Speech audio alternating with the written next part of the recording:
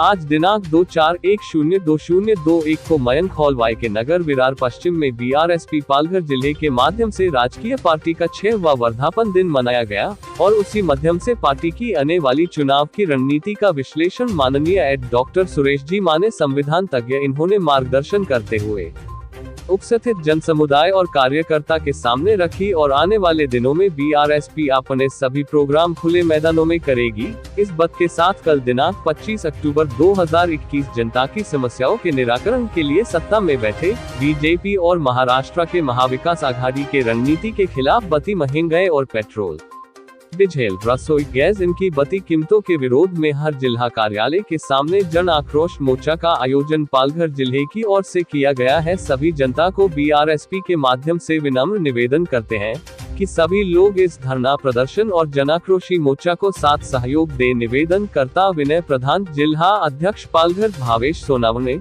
पांडुरंग सोनावने, विठल जी सोनावने, दिनेश जी वाघेला अध्यक्ष Gujarati cell add, शैलाजी कर्ठे madam, वर्षा जी Vaghela madam, Khot madam, Suhasi कामबठे, Paresh Sawant कामबठेजी, Surwade, शिरकेजी सभी साथियों के माध्यम से अपील करते हैं। क्या विषय है, एक सवाल ये, दूसरा सवाल ये कि आने वाले दिन में कल आप एक धरना प्रदर्शन मुंबई में करेंगे, क्या विषय वस्तु बताइए।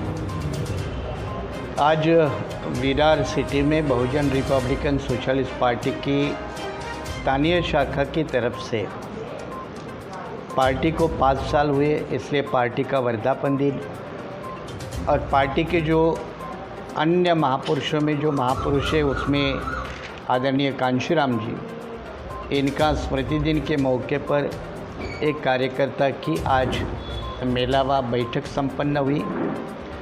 इस बैठक का मकसद ये है कि आने वाले विरार वसई महानगर पालिका के जो चुनाव है उसकी भी तैयारी करें और तैयारी करके एक 20-25 सीटों के ऊपर Bahujan Republican Socialist Party Virar Vasai में पहली बार चुनाव लड़ेगी।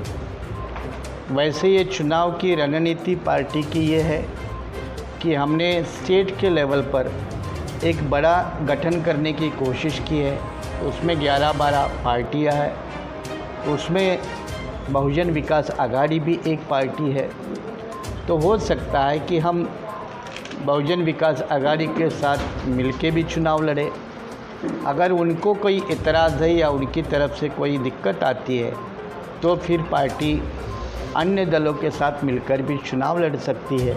ये पार्टी की विरार वसई महानगर पालिका चुनाव की रणनीति है। सर, आपने भी जैसा कहा कि आपकी रणनीति है, आप चुनाव लड़ने जाएंगे और बहुजन विकास आघाड़ी, तो सवाल सबसे बड़ा है कि बहुजन विकास आघाड़ी 30 साल से यहाँ सत्ता में है, वो किस आधार पर आपको 25 से 30 सीटों पर प्रतिनिधित्व देगी? नहीं, 25-30 सीटें जो मैंने कही वो अगर अपने ताकत पर इंडिपेंडेंट चुनाव लड़ने की बात आती है तो उतनी सीटें में लड़ेंगे, और अगर अलायंस में लड़ना होता है तो अलायंस में आपको समझौते करने पड़ते हैं। तो फिर जितनी तैयारी हमें होगी और अलायंस में जितनी सीटें आएगी उन सीटों के ऊपर पार्टी चुनाव लड़ेगी।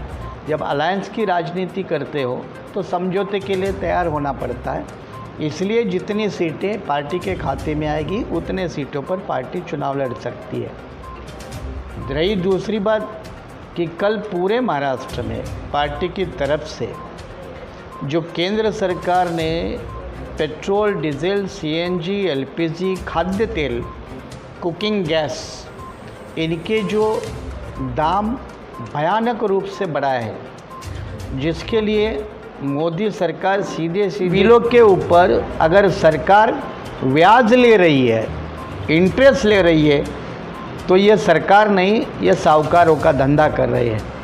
और साहूकारों का धंधा करने वाले लोगों का हम निषेध करते, धिक्कार करते हैं, क्योंकि कानूनी रूप से साहूकारी धंधा करना ये किसी को भी इजाज़त नहीं, निजी आदमी को भी नहीं और किसी सरकार को भी नहीं। रही बात इलेक्ट्रिसिटी बिल में जो गलत सलत बिल दिखाया है, क्या उसकी जांच नहीं होनी चाहिए?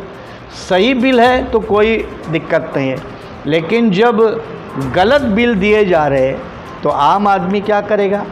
उसका तो विरोध करेगा। सर, भारत न्यूज़ का एक क्वेश्चन है शिक्षा को लेकर के। जो अभी private school Maharashtra state government ने तो अभी 8वीं से लेकर के 12वीं तक का स्कूल चालू कर दिया है, लेकिन 8वीं से लेकर के पहली से लेकर के 8वीं तक के बच्चे जो घरों में बैठे हैं, इनकी जो फीसें ऑनलाइन का लॉलीपॉप दे करके वसूला जा रहा है, उसमें आपकी पार्टी इस आंदोलन में क्या एक्शन ले? अच्छा, वो आपने शिक्षा के बारे में ये सवाल पूछा, इसको लेकर दो ज़रूरत इम्पोर्टेंट बातें मैं आपके सामने रखूँगा। पहले आपका जो पहला सवाल है कि कई स्कूलें चालू नहीं होने के बावजूद भी स्कूल की जो फ़ी है वो छात्रों के परिवारों से वसूल कर रहे हैं। रही बात कि जो स्टेट से ग्रांट देनी थी, अनुदान देना था, वो राज्य सरकार की तरफ से कई स्कूलों को नहीं दिया गया है। इवन जो कोविड कालखंड में जिन अनुसूचित जाति जनजाति छात्रों की जो स्कॉलरशिप है वह सरकार ने देनी चाहिए थी, वो भी नहीं दे चुकी है।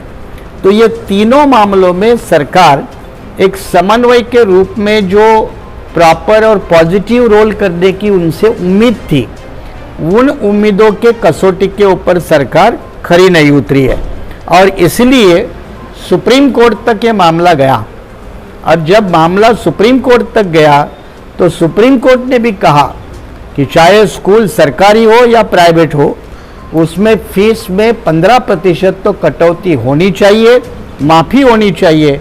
लेकिन प्राइवेट स्कूल इस बात को इम्प्लीमेंट नहीं कर रहे हैं क्योंकि सरकार कमज़ोर है, इसलिए नहीं कर रहे। नहीं तो सुप्रीम कोर्ट ने रियायत तो देने के लिए कही है। रही बात जो विदाउट ग्रांट स्कूल है, तो विदाउट ग्रांटेड जो स्कूल है तो चलाना भी मुश्किल होता है। तो कोविड पीरियड में कम से कम अनग्रांटेड जो स्कूल्स है, कॉलेजेस है, उनको फाइनेंशियल असिस्टेंस स्टेट गवर्नमेंट ने करनी चाहिए, लेकिन स्टेट गवर्नमेंट इसमें भी फेल हो चुकी है। और तीसरा मुद्दा जो मैंने कहा कि अनुसूचित जाति जनजाति या जो बच्चों के लिए स्कॉलरशिप आती है, शिष्यवृत्ति आती है, इसका भी पैसा सरकार गैर तरीके से गलत कामों के लिए इस्तेमाल करके उनके ट्यूशन फी नहीं दे रही है। तो ये तीनों मामले भी उसका सरकार का जो नीति है उसका बीआरएसपी विरोध करती है।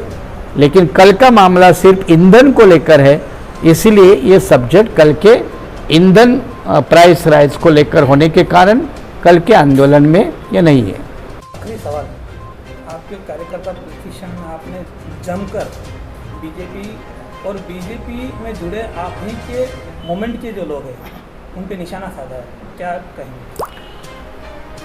बीजेपी और संघ परिवार ये हिटलर विचार और रणनीति की राजनीति करती है, तो उसका हमारे जैसे फुले शाह अम्बेडकर विचारों के आंदोलन के लोग हमेशा विरोध करते आ रहे। हमारे महापुरुषों से लेकर बुद्ध से लेकर फुले शाह अम्बेडकर तक, कांशीराम साहब तक, इन्होंने विरोध किया है। और अगर वही आंदोलन की विरासत हम भविष्य में चलाना चाहते हैं तो बीजेपी और आरएसएस इनकी जो फैसिस्ट राजनीति है, फैसिज्म की जो राजनीति है, उसका विरोध करना ये भारतीय संविधान के रक्षण का काम है। ये सिर्फ बीजेपी और आरएसएस का विरोध है ऐसा मैं नहीं मानता, बल्कि भारतीय संविधान, भारत का प्रजातंत्र और संविधान द्वारा दिए गए लोगों के अधिकार के रक्षा का काम है, ऐसा हम मानते हैं। और इसलिए जो भी लोग ताकते, नेता, संगठन प्रत्यक्ष अप्रत्यक्ष रूप से बीजेपी और संघ परिवार का साथ देते, उनका हम तीव्र रूप से धिक्कार करते हैं, निंदा करते हैं।